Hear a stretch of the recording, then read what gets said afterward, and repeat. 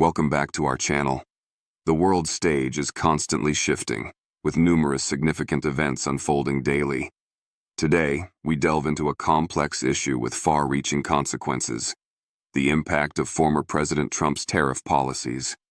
Specifically, we'll examine how these measures, intended to bolster the American economy, led to unforeseen challenges, prompting iconic companies like John Deere and Ford to move production overseas and triggering a cascade of economic effects impacting workers, consumers, and global trade dynamics.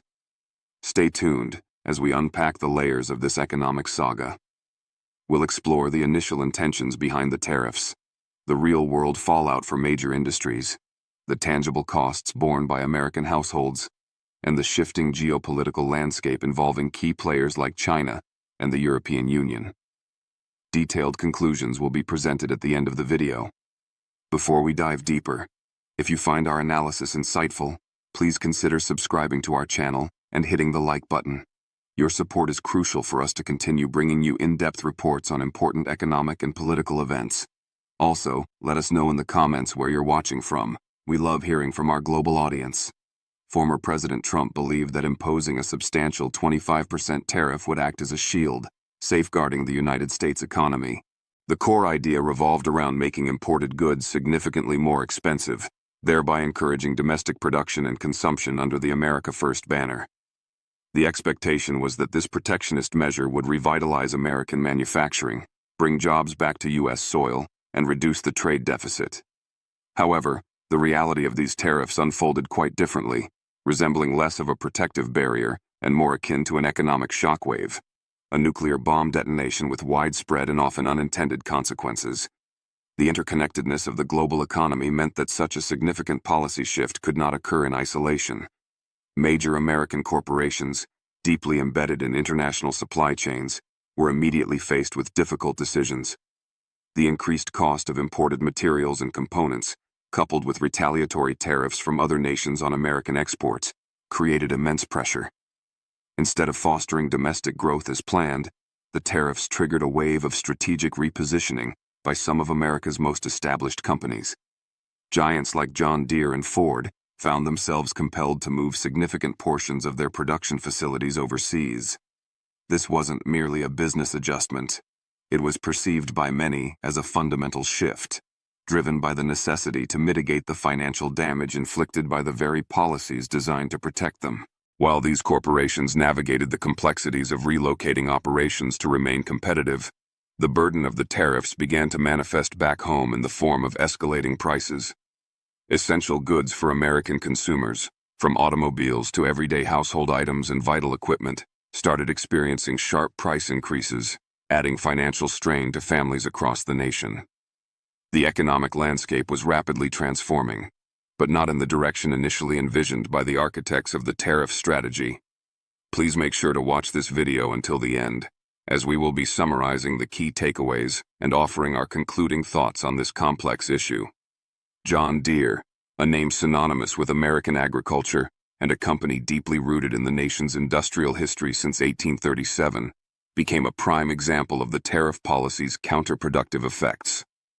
Known for its iconic green tractors and the famous slogan, "Nothing runs like a deer," the company found itself running, not just across fields, but across borders. Faced with rising input costs due to tariffs on steel and other components, and potential retaliatory tariffs impacting their exports, John Deere made the strategic decision to relocate part of its production, specifically from its facilities in Iowa, to Mexico. News outlets quickly picked up on the story, with headlines announcing, "John Deere is moving some production from Iowa to Mexico." This wasn't an isolated incident within the company. Reports surfaced detailing plans for a new facility in Ramos, Mexico, with certain production lines from the Dubuque works scheduled to move there by the end of 2026. This move sent shockwaves through the agricultural industry and the communities reliant on John Deere's presence. This decision by one of America's most iconic agricultural machinery manufacturers wasn't just a minor operational adjustment. It represented a significant strategic pivot with profound implications. The relocation from Iowa, a heartland state heavily invested in agriculture, to Mexico highlighted the harsh economic realities imposed by the trade policies. It shook the foundations of the agricultural sector, which relies heavily on machinery like that produced by John Deere, and triggered a series of significant impacts throughout the broader U.S. economy. The move was seen not only as a blow to American manufacturing jobs, particularly the hundreds of layoffs announced in Iowa, but also as a challenge to the core tenets of the America First agenda that the tariffs were supposed to champion. The irony was stark. A policy intended to keep production domestic was directly contributing to its departure. The response from the Trump administration was swift and forceful. Faced with the departure of such a high-profile American company, Trump threatened severe repercussions. He publicly floated the idea of imposing a staggering 200% tariff on imports from companies like John Deere and Ford if they moved production out of the country, specifically targeting goods manufactured in Mexico. News headlines read, "Trump threatens Deere with 200% tariffs if it shifts manufacturing to Mexico, and Trump threatens to impose 200% tax to prevent world's leading manufacturing corporations from leaving the U.S." The stated aim was clear: to exert maximum pressure on these corporations, coercing them into reversing their decisions and bringing production back onto American soil. These threats, initially sounding powerful and decisive, aim to reassert control over corporate strategy and reinforce the protectionist stance. However, the reality proved far more complex than the rhetoric suggested. The threats of punitive 200% tariffs, while grabbing headlines, did not yield the expected results. Instead of reversing course and bringing manufacturing back to the United States, companies like John Deere pushed forward with their relocation plans. They viewed the move not as a betrayal, but as a necessary measure for survival in a global market rendered more challenging by the very tariffs meant to help. Furthermore, the tariff policies initiated a cascade of negative economic consequences domestically. Rather than shielding American consumers, the policy caused the prices of essential products to soar. The cost of everything from cars, impacted by tariffs on imported parts and materials, to household appliances and everyday goods, began to skyrocket, placing a significant financial burden on the American public. Global supply chains, already complex, faced further disruption, making it difficult for U.S. factories to source necessary components efficiently. The situation involving John Deere exemplifies the intricate challenges and often paradoxical outcomes of broad protectionist trade policies in a deeply interconnected global economy. John Deere, an emblem of American agricultural prowess, found itself caught between rising domestic production costs, partly fueled by tariffs on imported materials, and the need to remain competitive internationally. The company's decision to shift some operations from Iowa to Mexico became a focal point of the debate. While presented as a necessary step to ensure long-term viability against competitors benefiting from lower production costs elsewhere, it directly contradicted the America First policy's objectives and resulted in significant job losses in the U.S., leading to considerable backlash from workers and communities in Iowa. This move underscored the difficult choices faced by multinational corporations navigating complex trade landscapes. Ford Motor Company, another titan of American industry, faced similar pressures and made parallel strategic decisions. Aiming to bolster its position in the rapidly growing electric vehicle market while managing costs, Ford announced substantial investments outside the U.S. The company committed a significant $1 billion towards electric vehicle production facilities located in Mexico and Vietnam. These locations offered considerably lower labor and overall production costs compared to the United States, making them attractive alternatives in the face of increasing domestic expenses and trade uncertainties exacerbated by tariff policies. This strategic diversification of production was seen as essential for Ford to compete effectively against global rivals, particularly in the cost-sensitive EV sector. Like John Deere, Ford's international expansion, while economically rational for the company, fueled the debate about the impact of U.S. trade policy on domestic jobs and manufacturing. The relocation decisions by John Deere and Ford were not made in a vacuum. They were part of a broader trend among major U.S. manufacturers grappling with the economic fallout of the tariff policies.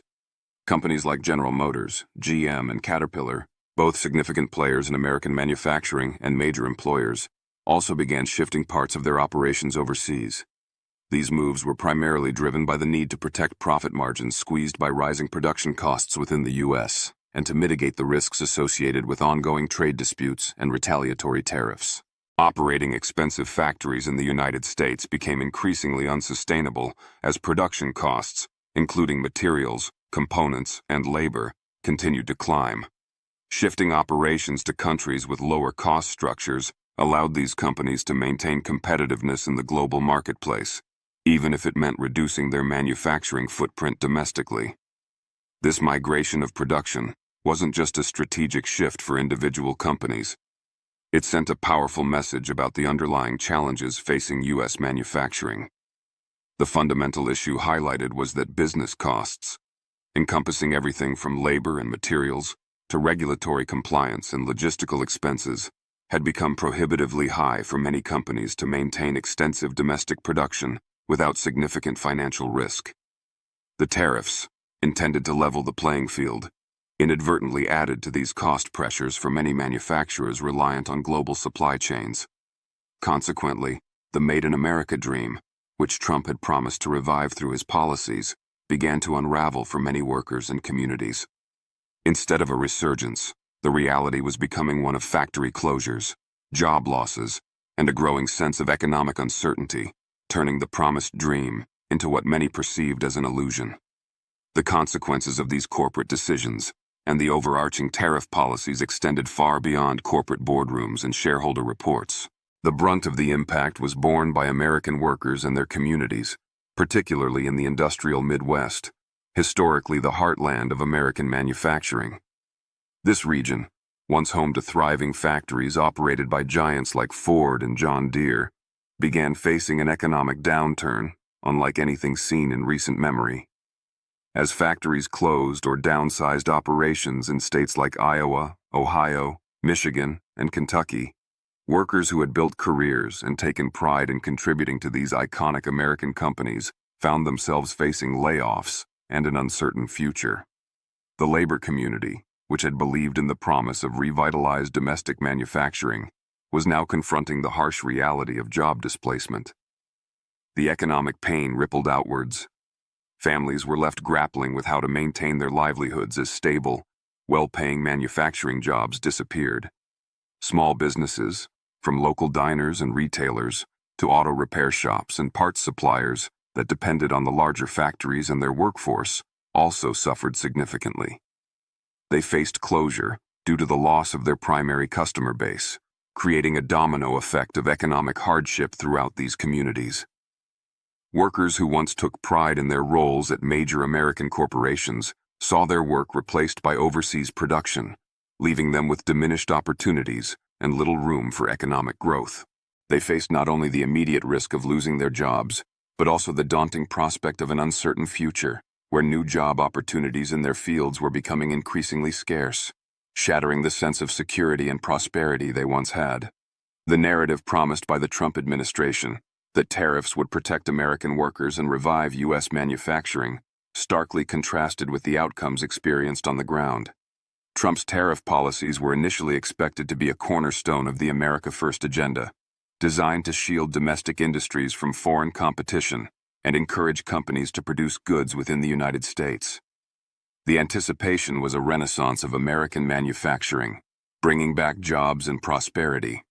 However, the actual results deviated significantly from these expectations. Instead of a domestic revival, the policies inadvertently incentivized major companies like Ford and John Deere, pillars of American industry, to shift production overseas to escape rising costs and trade uncertainties.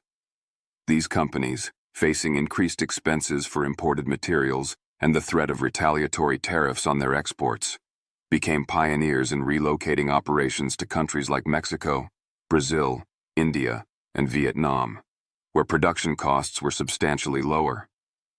This migration was not the intended outcome.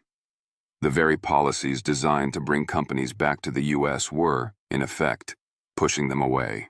The Made in America dream, passionately advocated by Trump, seemed to derail under the weight of its own economic pressure. The companies argued that these moves were essential for survival and maintaining global competitiveness, a necessity in today's interconnected world economy. They couldn't simply absorb the escalating costs of domestic production while facing protectionist barriers both at home and abroad. For the workers and communities left behind, this represented more than just economic policy. It was perceived as a betrayal. Those who had placed their faith in the promise of a strong manufacturing comeback were now enduring the consequences. Soaring consumer prices due to tariffs, fewer job opportunities as factories moved or closed, and a deep sense of disappointment as the dream they believed in seemed to shatter. The tariffs, meant as a shield, had become a catalyst for outcomes directly opposite to their stated goals. The economic turbulence wasn't confined to the U.S. domestic sphere. The trade conflict initiated by the U.S. tariffs quickly escalated, particularly with China. In response to U.S. measures, China imposed significant retaliatory tariffs, reaching as high as 125% on various American goods. This move directly targeted key U.S. export sectors, including automobiles, machinery, and semiconductor parts. The impact was severe, causing considerable disruption and financial strain for American companies reliant on the Chinese market.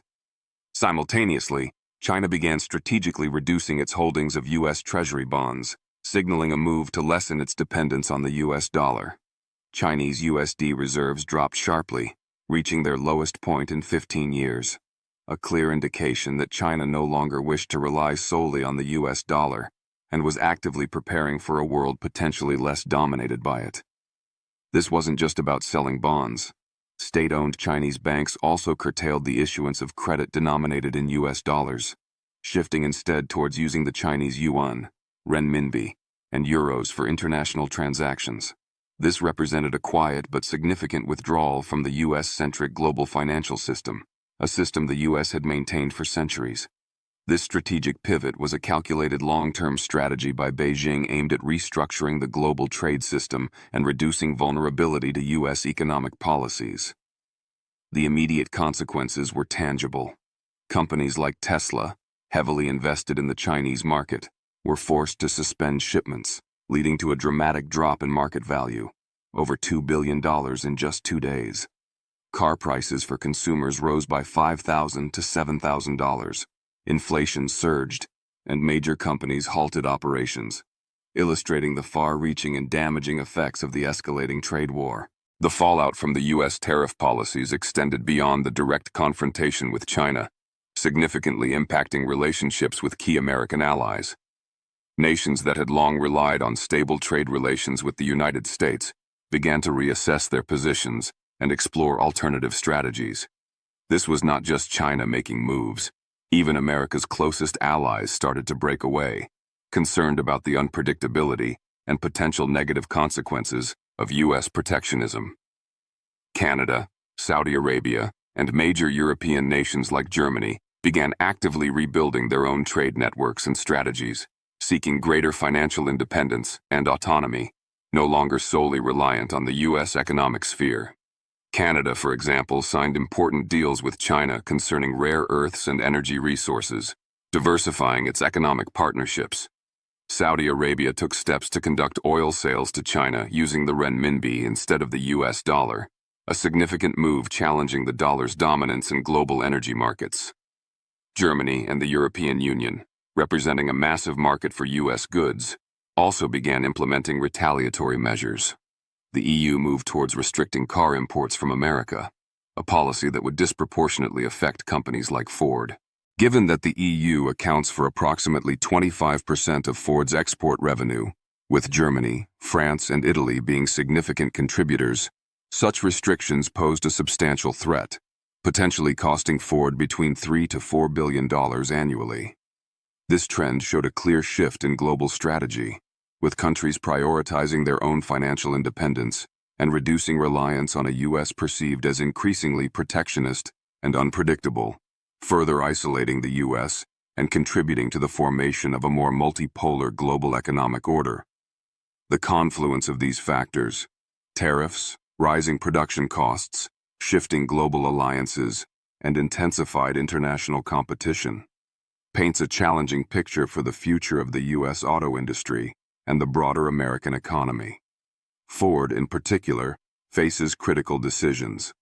Can it maintain its competitive position in the vital U.S. auto market amidst these pressures? Or will it be overtaken by international competitors like Volkswagen and BMW, as well as the rapidly expanding Chinese EV manufacturers such as BYD and NIO, who are aggressively investing and expanding their global reach? Trump insists his tariffs are designed to protect American workers, but the reality appears starkly different. Ford, along with other manufacturers, disagrees with this approach, calling instead for collaborative solutions to foster sustainable growth. The data suggests these tariffs are causing significant losses for the U.S. auto industry. Ford, facing potential exclusion from key markets like the EU and grappling with soaring production costs amplified by tariffs and raw material price hikes, might need to increase car prices by $2,000 to $4,000 per vehicle. This price increase makes vehicles less affordable for consumers, especially the middle class, potentially leading to a drop in demand for Ford's products and resulting in significant losses in global revenue. Projections indicate Ford could lose up to 30% of its revenue from affected markets within the next 1 to 2 years, drastically reducing profits. This situation reflects a broader supply chain crisis where reduced production disrupts supply chains, negatively impacts part suppliers, and worsens unemployment in the auto sector, exacerbating the economic crisis. Ultimately, the burden of these complex economic shifts falls upon the American consumer. The intended protectionism, designed to bolster domestic industry, has resulted in a scenario where iconic companies like John Deere and Ford are relocating production, leading to job losses in the U.S. Simultaneously, the tariffs contribute to rising prices for imported goods and domestically produced items that rely on imported components. Food and agricultural product prices climb as farmers, facing increased equipment costs, like John Deere tractors skyrocketing from $60,000 to over $100,000, and potentially reduced export markets due to retaliatory measures, pass these expenses on. The cost of vehicles, both new and used, has surged, making ownership a distant dream for many on limited budgets. Car maintenance costs have also doubled due to parts shortages. This creates a difficult environment for American families, especially those with lower incomes, forcing them to confront higher living costs for essential items. This complex web of consequences illustrates that trade policies, particularly broad tariffs, have intricate and often counterintuitive effects in a globalized world. While intended to protect, they can inadvertently harm domestic industries, workers, and consumers, while also reshaping global trade relationships and challenging a nation's economic standing. The situation underscores the need for nuanced and collaborative approaches to international trade, rather than unilateral protectionist measures, whose repercussions continue to unfold.